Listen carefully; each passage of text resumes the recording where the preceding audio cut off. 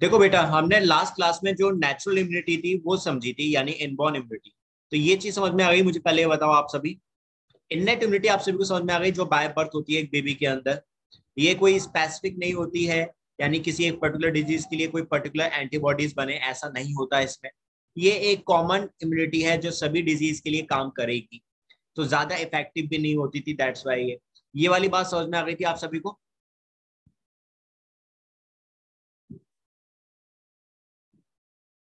Did you understand innate immunity क्या होती है बच्चों?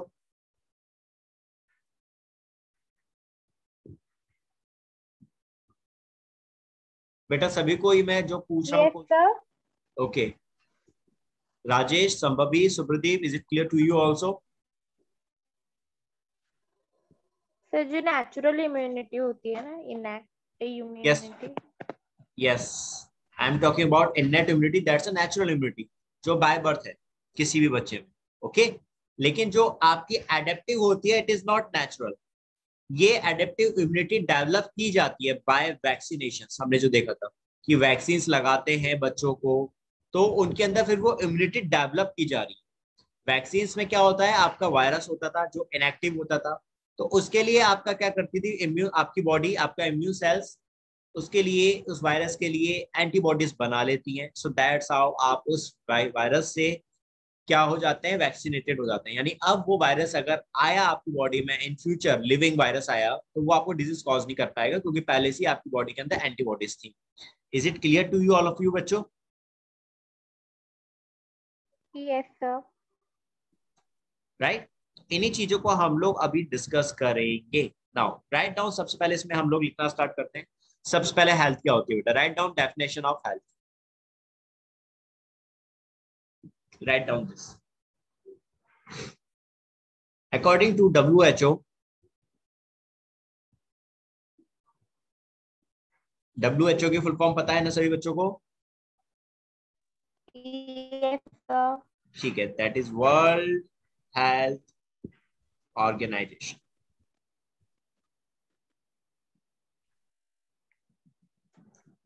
According to WHO, health is defined as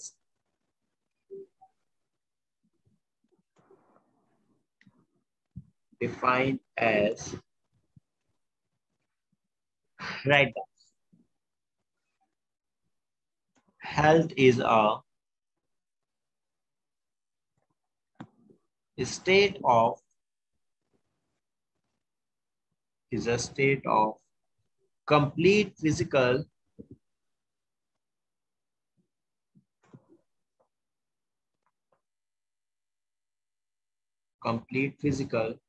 mental, and social well-being. Physical and complete social well-being. ठीक है, जो अपना फिजिकली फिट हो, मेंटली फिट हो, उसका सोशल एक्टिविटीज भी सही।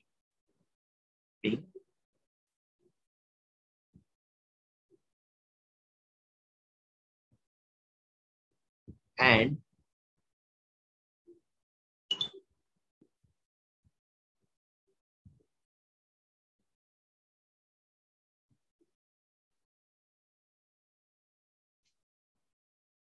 not not only an absence of disease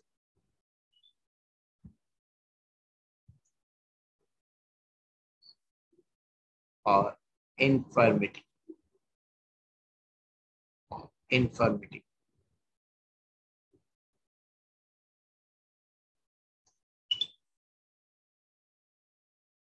बेटा ये डेफिनेशन समझ में आई? ये पॉइंट समझ में आया पहला वाला? Health is a state of complete physical, mental, and social well-being, and not only an absence of disease or infirmity.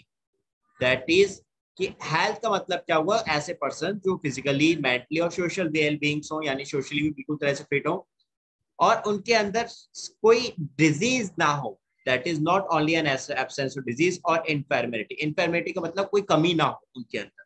So that is, उसको हम क्या बोलते हैं, एक हेल्दी पर्सन बोलते हैं। क्लियर बात मेरी बच्चों? Yes, sir. ठीक है बच्चों, आगे लिखो इसी में next point.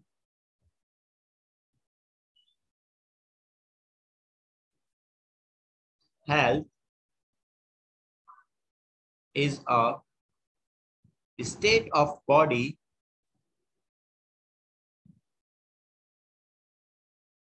health is a state of body when all the organs and system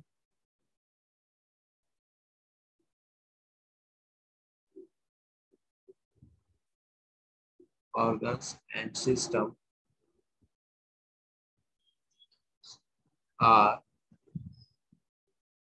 functioning properly.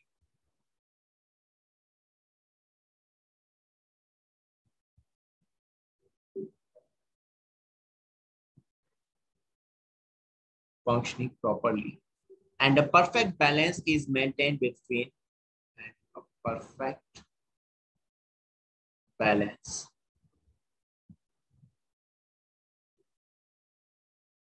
and a perfect balance is maintained between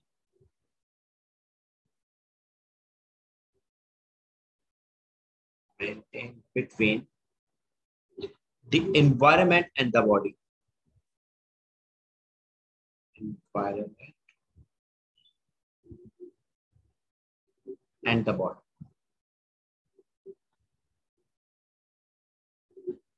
ये दूसरी डेफिनेशन है इसकी बेटा। Health is a state of body where all the organs and systems are function properly and perfect balance is maintain between environment and the body. यानी जब body के सारे organ system properly काम कर रहे हो और बॉडी का और एनवायरनमेंट दोनों के बीच में एक सही बैलेंस।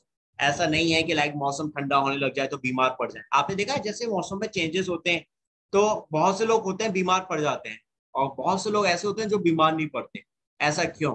क्योंकि जो बीमार नहीं पड़ रहे हैं उनकी बॉडी के ऑर्गन्स बिल्कुल अच्छे से काम कर रहे हैं और वो बैलेंस बना रहे हैं। कि अगर एनवायरनमेंट में कोई चेंजेस आ रहा है, टेम्परेचर कम हो जाता है या बहुत ज्यादा गर्मी आ जाती है, तो वो उस बैलेंस को मेंटेन करके रखते हैं बॉडी का विद देयर एनवायरनमेंट, ताकि बीमार ना पड़े। और जब ऑर्गन्स ठीक से काम नहीं करते तो आपके और आपके एनवायरनमेंट के बीच में जो बैलेंस है वो ठीक से नहीं बन पाता और आप क्या हो जाते हैं, बीमार पड़ जाते हैं। इज इट क्लियर नाउ बच्चों? Yes, sir. बाकी बच्चों को क्लियर हुई वाली बात? Please tell me, is it clear to everyone? ठीक बेटा, अब आ जाओ, now write down the next point. Health, next point बेटा, हेल्थ हैज 3 डायमेंशंस। अभी हमने देखिए इसमें 3 पॉइंट्स। हेल्थ के अंदर आपका क्या होता है, मतलब दैट इज मेंटली फिट हो, फिजिकली फिट हो और सोशली। तो इन्हीं तीनों चीजों को हम लोग यहाँ डिस्कस कर रहे हैं। 3 dimensions. First, physical health.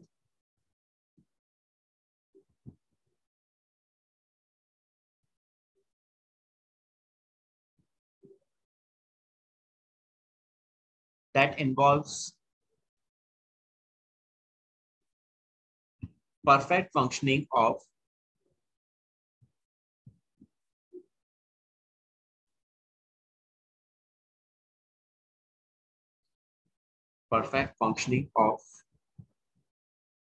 all the organs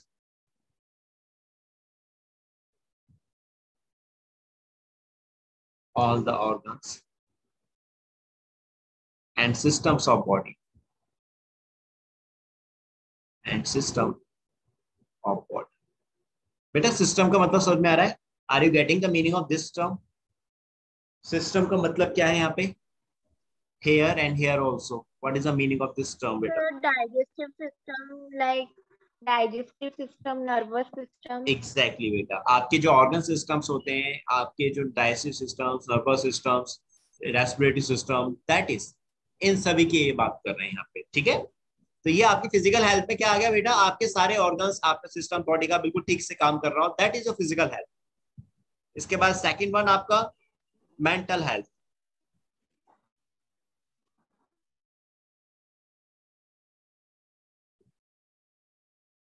write down about mental health.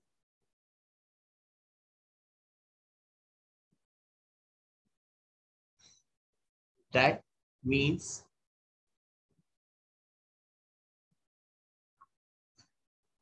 a state, that means a state of harmony, state of harmony and balance between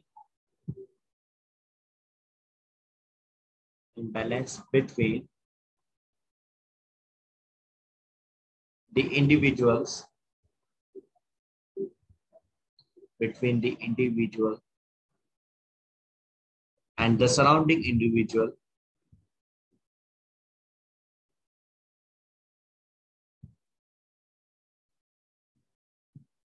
and the surrounding individual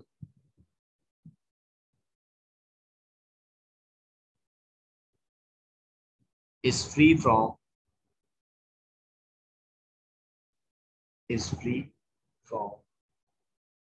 anxiety and tension. Anxiety and tension.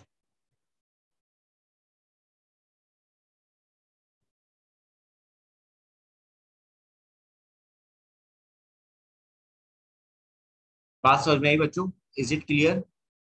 आपकी mental state का मतलब क्या है कि आपका कोई भी जो भी पर्सन हो, वो पर्सन कैसे हो, एंजाइटी और टेंशन से फ्री हो, ना तो उनको किसी बात की टेंशन हो, ना कोई चीज उनको लेके परेशान कर रही हो। तो ऐसे पर्सन को हम लोग क्या बोलते हैं? दैट इज जो फिट है, वो मेंटली बिल्कुल ठीक है। एक लाइन में अगर हम बात करें तो यहाँ बात कर रहे हैं दैट इज जो हैप्पी लोग होते हैं, जो खुश मिजाज लोग होते हैं, जो हमेशा खुश रहते हैं, दैट इज, तो उनके बारे में बात कर रहे हैं। वो कैसे हैं बेटा? आपके हेल्दी हैं, they are mentally fit. Got it? Yes, sir. Yes, sir. है ना? अब आप खुद देखो, आपका एक कोई फ्रेंड है बेटा, आपका एक दो फ्रेंड्स है, सपोज करो, आपको इस सिंपल से एग्जांपल समझते हैं। आपके दो फ्रेंड्स, एक फ्रेंड है जो हर समय रोता रहता है, हर समय कहता है अरे यार मेरे यार 90 मार्क्स आ गए 100 में से, फिर भी मैं बहुत दुखी हूँ, मेरे 10 मार्क्स कट गए। ठीक है, मतलब रो ही रहा है, 90 मार्क्स लाने के आउट ऑफ 100 90 मार्क्स ला रहा है, फिर भी दुखी है कि अरे यार 10 मार्क्स कट गए मेरे। ठीक है, एंड एक पर्सन है आपका, एक दोस्त है जिसके आए हैं 80 मार्क्स, लेकिन वो बहुत खुश है, he is too happy and कह रहा है वाह यार मजे आ गए, मेरे आउट ऑफ 8, मेरे 100 में से, आउट ऑफ 100 में से 80 मार्क्स आ रहे हैं, मजे आ गए, बहुत खुशी है मुझे। तो बेटा आप खुद बताओ, हैप्पी कौन है? जो 90 लेकर आ रहा है वो हैप्पी है, कि जो आपका 80 लेकर आ रहा है वो हैप्पी है? खुश कौन है? पहले खुश कौन हो रहा है? जो मैंने आपको ये बताया ना, लेकर आ 80। रहा है। जो 80 लेकर आ रहा था वो हैप्पी है बहुत, जो 90 ला रहा है वो हैप्पी नहीं है उसमें भी। तो बेटा मेंटली हेल्दी कौन होगा दोनों में से? किसको ज्यादा मजा आ रहा है? कोई कौन ज्यादा एंजॉय कर रहा है? Sir, mentally healthy 81. जो बच्चा, 80 राइट? मार्क्स वाला। बात समझ में आई मेरी बच्चों? वो मेंटली हेल्दी है क्योंकि वो एंजॉय कर रहा है, वो 80 मार्क्स लाने पे भी खुश है। और एक जो 90 मार्क्स लाने पे भी खुश नहीं हो रहा, वो टेंशन में बैठा हुआ है, तो क्या मेंटली फिट है? फिर वो नहीं हुआ ना, राइट?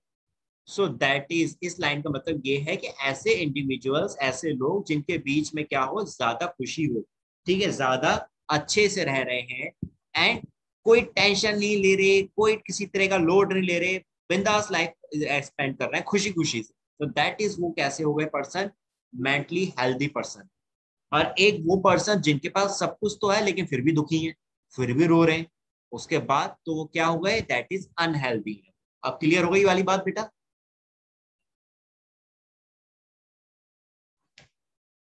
Yes, sir. चलो अब आ जाओ Yes, लास्ट sir. इसका। गुड बेटा, लास्ट है social health. Write down last. हमने हेल्थ के तीन एस्पेक्ट्स डिस्कस करे, physical health, mental health and the last one is social health. इसमें लिखो that means a man having, means a man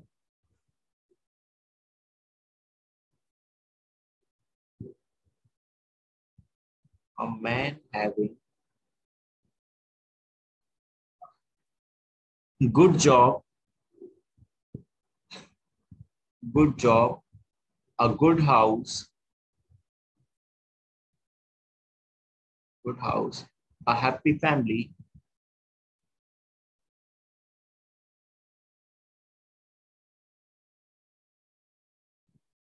good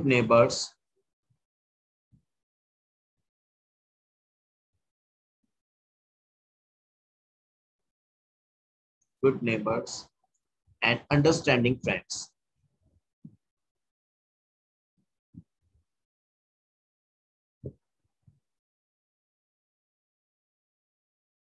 ठीक है बेटा, दैट कैसा होगा, सोशली हेल्थी। ऐसे लोग जिनके पास अच्छी जॉब है, अच्छे घर है, अच्छी फैमिली है, अच्छे नेबर्स हैं और अच्छे दोस्त समझने वाले, सो दैट इज वो कैसे पर्सन है, सोशली हेल्थी पर्सन बेटा। बट आज की डेट में ऐसी कंडीशंस बहुत कम मिलती हैं। 100 में से 1% लोग ही ऐसे होंगे जिनके पास ये सब चीजें होंगी और वो खुश होंगे।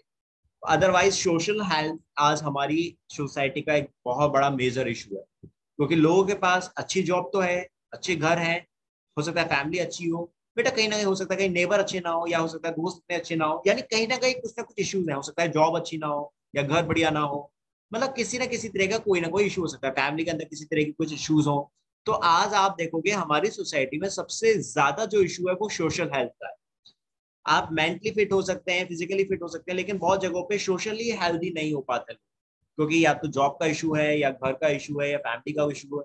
हो सकता है नेबर से लड़ाई होती रहती हो आए दिन, नेबर ही खराब हो, इस तरह के हो कि नहीं समझते बात, या हो सकता है फ्रेंड्स इस तरह के ना हो सकता है पुलिंग करते हो। तो दैट इज कुछ ना कुछ इश्यूज ये होते हैं आपकी सोशल हेल्थ। क्लियर बात मेरी बच्चों? ये यस तीनों चीज, चलो सर। ये तीनों चीजें अब आपको समझ में आ चुकी हैं। अब आ जाओ now computer next point.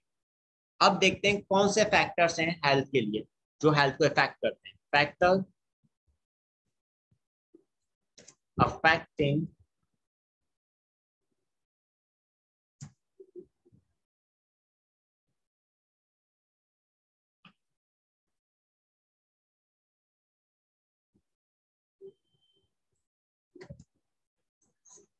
Factor affecting health.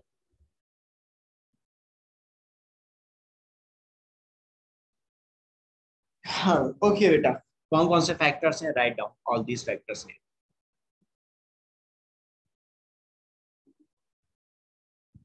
सबसे पहला फर्स्ट फैक्टर का नाम लिखो, that is physical environmental factor.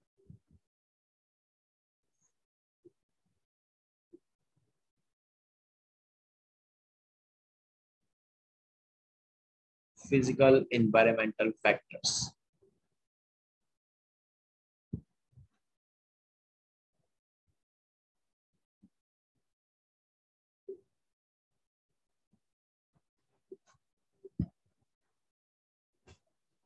Physical environmental factors, इसमें क्या आ गया बेटा, that is write down like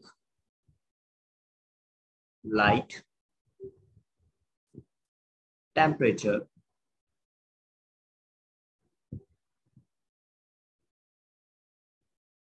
natural disaster,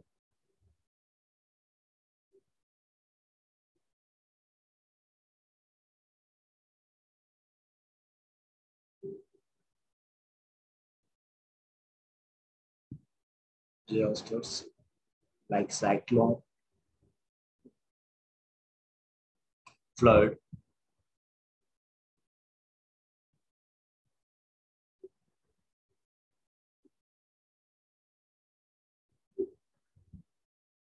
etc। ठीक है बेटा, दैट इज। तो अब ये हेल्थ के लिए कैसे इम्पैक्ट डालते हैं इसको समझो। जैसे लाइट है बेटा, लाइट की बात यहाँ कर रहे हैं, they are talking about sunlight. ठीक है, अब आप समझो सनलाइट बेटा क्या होता है। अगर सनलाइट से हमें क्या मिलती है, इससे हम यूवी रेज आ रही है कि नहीं आ रही सनलाइट? Sir vitamin D. नहीं नहीं नहीं नहीं नहीं, we are talking about the physical factors. पहले हाँ विटामिन डी भी मिलती है, लेकिन सनलाइट से हमें विटामिन डी तो मिल रहा है, that is good for health, हमारी हेल्थ के लिए अच्छा है। लेकिन उसके अलावा कैसे, उसके अलावा डिजीज क्या हो सकती है, राइट हमारी जो हेल्थ को इफेक्ट कर रहे हैं, we are talking about the effecting points जो हमारी हेल्थ पे असर डाल रहे हैं। तो बेटा राइट नाउ जैसे मैं लाइट की बात कर रहा था, जैसे सनलाइट है, सनलाइट से हमें क्या मिलता है, यूवी रेस। और अगर इस यूवी रेस के हम डायरेक्टली कांटेक्ट में आ जाए तो बेटा इससे स्किन कैंसर हो सकता है, it can cause cancer also. इसी यूवी रेस से हमें कौन बचाता है, दैट इज आपकी जो ओजोन लेयर होती है, नाम सुना होगा आप लोगों ने। आपके एनवायरमेंट में, हमारे एटमॉस्फेयर में ओजोन लेयर है, ये ओजोन लेयर हमारी अर्थ तक इन यूवी रेज को नहीं आने देती और हम स्किन कैंसर से बचे रहते हैं। लेकिन ये यूवी रेज अगर बहुत ज्यादा आ जाए अगर हमारे प्लेनेट पर, तो स्किन कैंसर के केसेस बढ़ जाएंगे, जैसे आज बढ़ रहे हैं कि अब लोगों में स्किन कैंसर होने लग गया है ज्यादा। क्यों? क्योंकि पॉल्यूशन बहुत ज्यादा हो रहा है, ओजोन लेयर कम होती जा रही है और ये यूवी रेज हमारे प्लेनेट तक हमारे कांटेक्ट में आ रही है। सो स्किन कैंसर लोगों को बहुत होने लग गया है। तो ये एक इम्पैक्ट पड़ा कि नहीं पड़ा हमारी हेल्थ पे लाइट की वजह से? Yes sir. बाकी बच्चों को ये वाली बात समझ में आई?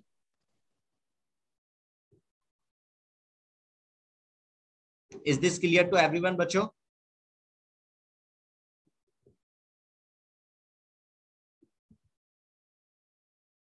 बेटा Rajesh, Sambhavi, Supradeep, you are also here. आपको क्लियर हुई वाली बात?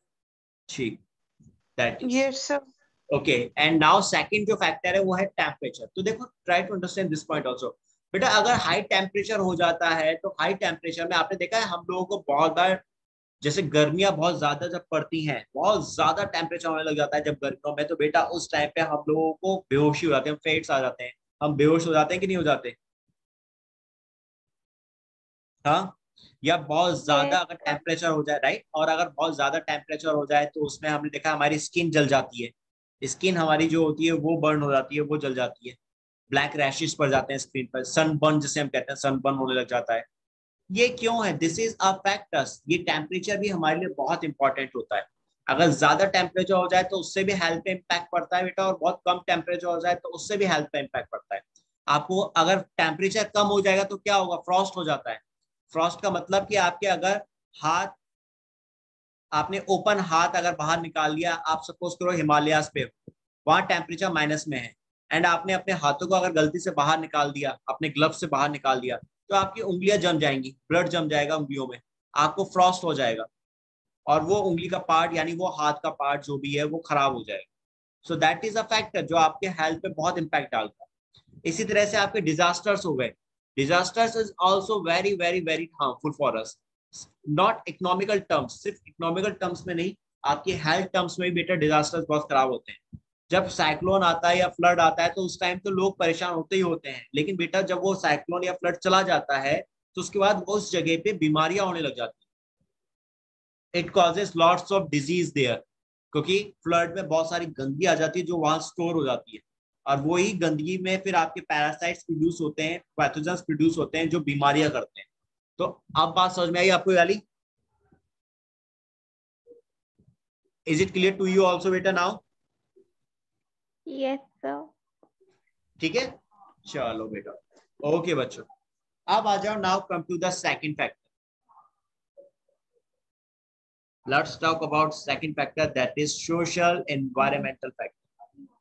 Social environmental factor.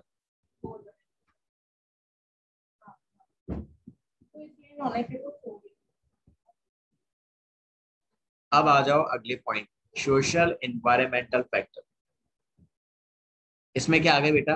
लाइक जैसे कि वही जो अभी हमने ऊपर सोशल हेल्थ में देखा था, जॉब अच्छी होना, अच्छा घर होना, that is like job conditions. Social environmental factor में आके आपकी जॉब कंडीशन, ठीक है, हाउसिंग कंडीशन,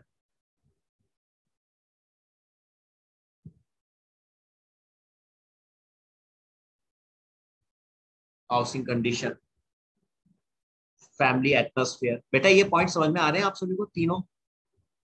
फैमिली एटमोस्फेयर, क्या आप इनको यस रिलेट कर पा रहे हो? ओके बेटा, family atmosphere and relationship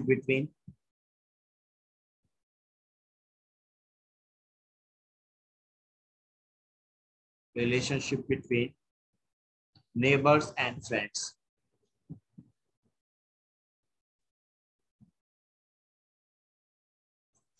Neighbors and friends.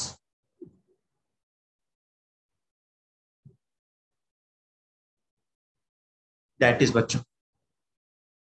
अब मुझे आप खुद बताओ, अगर आपके पास एक बहुत अच्छी जॉब है, right now you are doing study, कल को आप लोग अगर आईआईटी करते हो या नीट की तैयारी करते हो या जो भी अपने लाइफ में करते हो अपने मन के मुताबिक, एंड उसमें बहुत अच्छा करते हो, आपके पास बहुत अच्छा, आप अपने मन के अकॉर्डिंग कर रहे हो, आप जो भी जॉब कर रहे हो अपने मन के अकॉर्डिंग कर रहे हो जिसमें आपको बहुत एंजॉयमेंट होता है, तो बेटा आप खुश होगे कि दुखी होगे? आपकी हेल्थ कैसी सर रहेगी फिर? खुश होंगे। खुश होगे ना? आपकी हेल्थ फिर कैसी रहेगी? अच्छी रहेगी खराब रहेगी? सर अच्छी रहेगी। बात समझ में आई? दैट इज आप अपने मन के अकॉर्डिंग अपना काम कर रहे हो, तो then you will be happy and then you will be happy, आपकी हेल्थ भी अच्छी रहेगी। सेम ऐसी हुई कंडीशन, आपने हाउसिंग कंडीशन ले लो। आपका घर एक ऐसी लोकेलिटी में है बेटा जहां पर आपके आसपास के लोग बहुत अच्छे हैं। आप सपोज करो पहाड़ों पर रह रहे हो जहां सुबह निकलती सामने एकदम बहुत सारी वैलीज हैं, खूब प्यारी प्यारी हवा चलती है, खूब बढ़िया बढ़िया ग्रीनरी है, हाउसिंग कंडीशन बहुत अच्छी है, वो देखने में आपको मजा आता है वहां से, ठीक।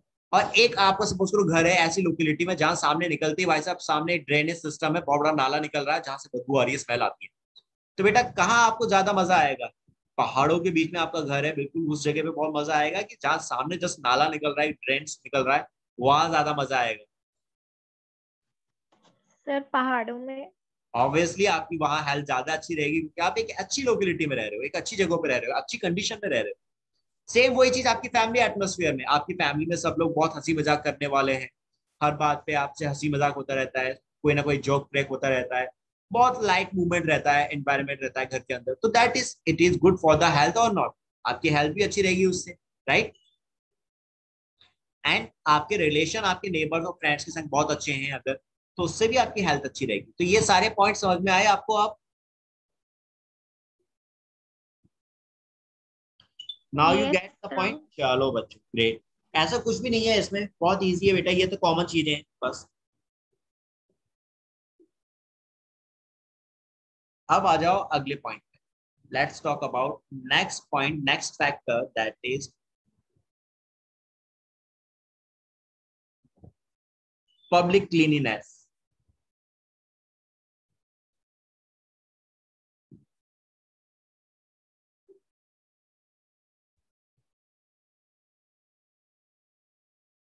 पब्लिक क्लीनिनेस, पब्लिक क्लीनिनेस का मतलब भाई पब्लिक एरियाज की बात कर रहे हैं कि जो पब्लिक एरियाज हो वहां पे साफ सफाई हो, जितनी साफ सफाई रहेगी हेल्थ उतनी अच्छी रहेगी लोगों की वहां पर भी। So as to avoid accumulation of garbage,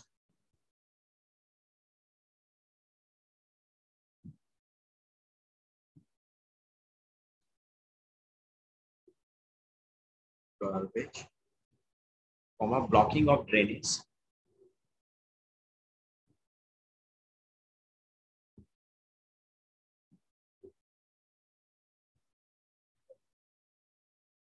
blocking of drainage, comma, open and stagnant water,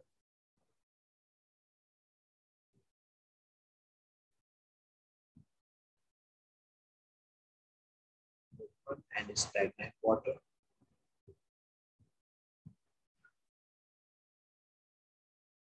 etc., which may increase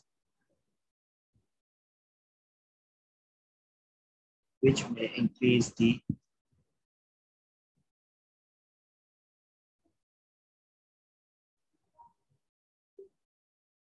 chances of poor health.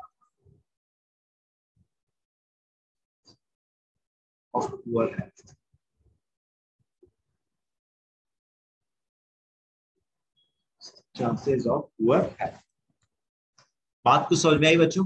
भाई आप सिंपल सी एक बात बोली गई कि जितनी साफ सफाई आप अपने एरिया में रखेंगे, पब्लिक एरिया से जितनी साफ रखेंगे, आपकी आप हेल्थ भी उतनी अच्छी रखेंगे अपनी, आप उतनी ज्यादा हेल्दी रहेंगे। लेकिन अगर आपके एरिया में अगर गंदगी हो रही है पब्लिक एरियाज में, तो बेटा उससे क्या होगा, हेल्थ भी उतनी ही खराब हो जाएगी। अब अगर घर के आसपास गार्बेज इकट्ठा हो रहा है, ड्रेनेज सिस्टम जो है वो ब्लॉक हो रहा है, यानी नालियों का पानी बाहर निकल कर आ रहा है, खुला हुआ पानी है या स्टैग्नेंट वाटर है। स्टैग्नेंट वाटर समझ में आता है बेटा? You understand what is stagnant water? That is रुका हुआ पानी। जो आपका रुका हुआ पानी है स्टैग्नेंट वाटर, ठीक है, उसमें क्या होंगे, आपके जो मॉस्किटो हैं वो प्रोड्यूस होंगे, वो ब्रीडिंग करेंगे, रिप्रोडक्शन करेंगे, अंडे देंगे, उतने ही ज्यादा मॉस्किटो प्रोड्यूस होंगे वहां पर। तो इससे क्या होगा बेटा, घर के अगर आसपास गंदगी रहेगी तो बीमारियां फैलेंगी कि नहीं फैलेंगी, हेल्थ कैसी हो जाएगी, खराब हो जाएगी कि नहीं हो जाएगी। Got it? Yes sir. ठीक बेटा, Yes.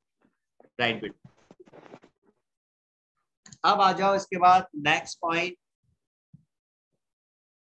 That is supply of balance diet, यानी एक सही खाना मिलना भी बहुत जरूरी है।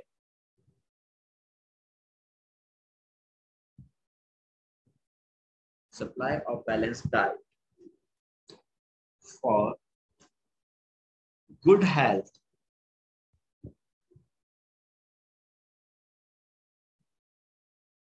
as it is essential for the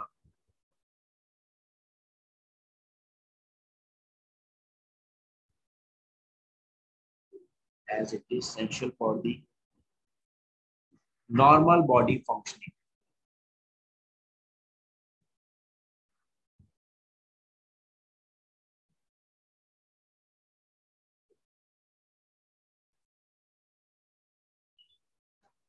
Normal body functioning, growth and development of body.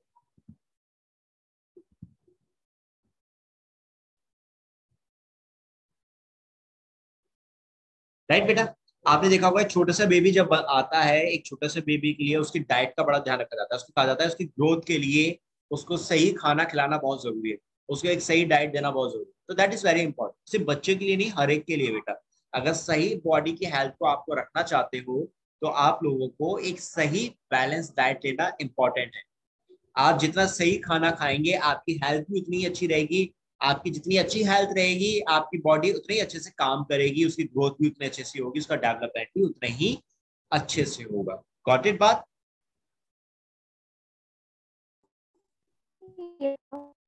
And last point, that is good economic conditions.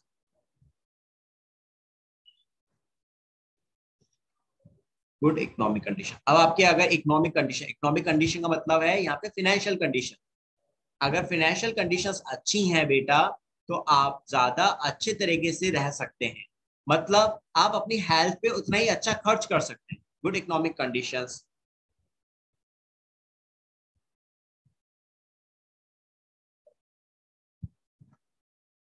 increases the chances of good health.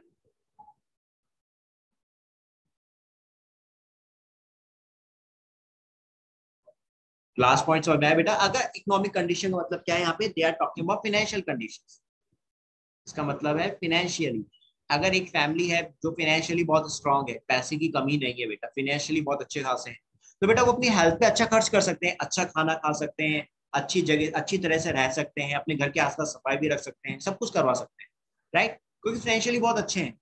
लेकिन अगर एक फाइनेंशियली कंडीशन ज्यादा स्ट्रांग नहीं है, economic condition ज्यादा अच्छी नहीं है बेटा, तो क्या वो अपनी हेल्थ पे अच्छा खर्च कर पाएंगे? क्या अच्छा खाना खा पाएंगे? हाँ, तो दैट इज अब क्लियर हुआ ये वाला पॉइंट। तो ये हो गए आपके वो फैक्टर्स जो आपके हेल्थ के लिए बहुत इंपॉर्टेंट होते हैं। These factors are very important to maintain your health. Got it? Last point लिखो अब इसमें बस, this proves that personal and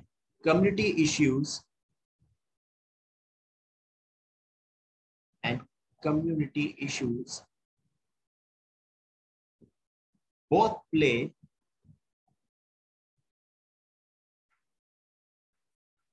important role in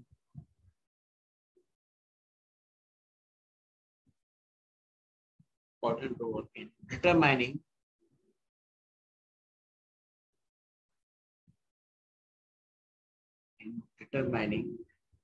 individuals' health.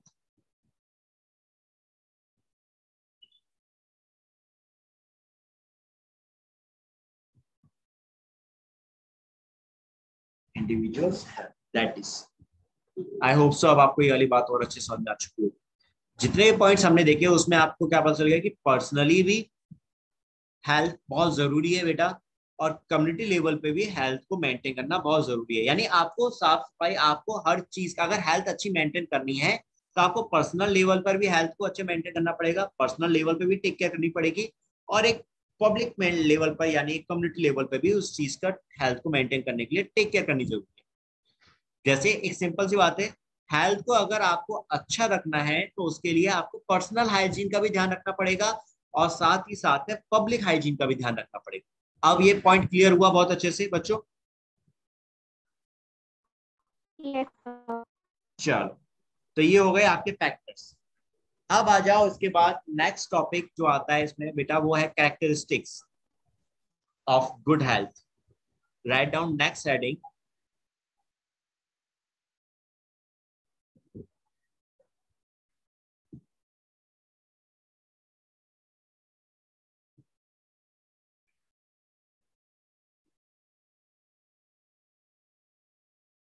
Characteristics of good health.